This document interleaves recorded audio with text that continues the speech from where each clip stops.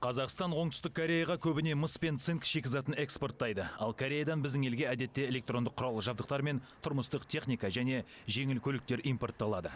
Оңтүстік Кореяда автокөлік құрастыру саласы 20 ғасырдың басында америкалық, еуропалық және жапониялық көліктерді жөндеуден және де көшіруден басталды. 1975 жылы Корея билігі шетелден қосалқы бөлшектер әкелуге тыйым салған болатын. Осының арқасында Кореяның өзінде өндірілетін қосалқы бөлшектердің 90-95% отандық өнімге айналды. Алғашында үкімет жеке компанияларға материалдық тұрғыдан қолдау көрсетті. Бұл процедура түбінде өзінің жемісін берді.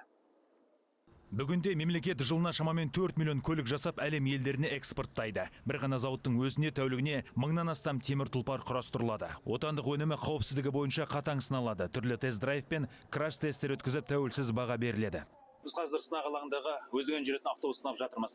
Алдында 2 радар, артында 1 және де 5 камера орналасқан автобус қай жерде тоқтау керек, қай жерде бұрылу керек және қай жерде өздігінен жүруді жалғастыру керектігін анықтайды.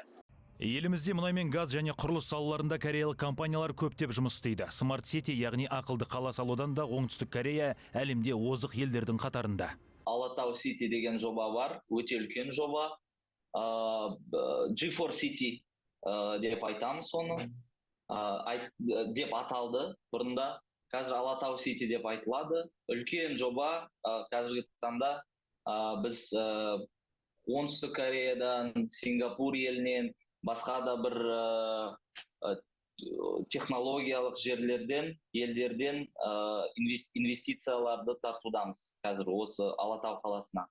Алматы облысындағы жаңа Алатау қаласында бой көтеретін алғашқы нысан кәсіпкерлікті қолдау орталығы болады. Ол көп дегенде 5 жылда жүзеге асырылады. Бұл туралы өткен аптада Сеулде инвестициялық жобаның тұсаукесерінде айтылды. Оңтүстік Корея ұлттық ассамблеясының ғимаратында өткен іс-шараға парламент депутаттары мен ірі компаниялардың өкілдері қатысты. Айта кетейік, Қазақстан үкіметі мамыр айында Алатау шаһарын дамыту жоспарын бекіткен болатын. 한국 같은 경우에는 특히 4차 산업 쪽이라든지 Төртінші өнеркәсіптік революция, электромобильдер, атом электростанциялары бұл Кореяның мықты жақтары. Сондықтан Алатау қаласында бұл бағыттарды дамытуға болады деп ойлаймын. Қазақстан жобаны жүзеге асыру үшін заңнама әзірлеуді аяқтай салысымен, оған оңтүстік Кореяның 3 корпорациясы мен 100-ге жуық орта бизнес өкілдері инвестиция салғысы келеді. Кореяда 5 ірі клиника бар. Оларға ТМД елдерінен клиенттер көп келеді. Алатауда корейлік медициналық жүйе салсақ, осы клиенттердің барлығын Қазақстанға тарта аламыз деп ойлаймын. Оңтүстік Кореяда урбанистикасы дамыған қала көп. Олардың қатарында еркін экономикалық аймақтар да бар. Мәселен, бұл қашықтан басқару орталығы Соңдо, Йончжон және Чхонна шаһарларындағы тазалық пен тәртіптің сақталуын бақылайды. Көшеде кез келген оқыс оқиғаға тап болған немесе куәгер атанған әр азамат аялдамалардағы батырманы басып, жедел жәрдем мен полиция қызметтерін шұғыл шақыра алады.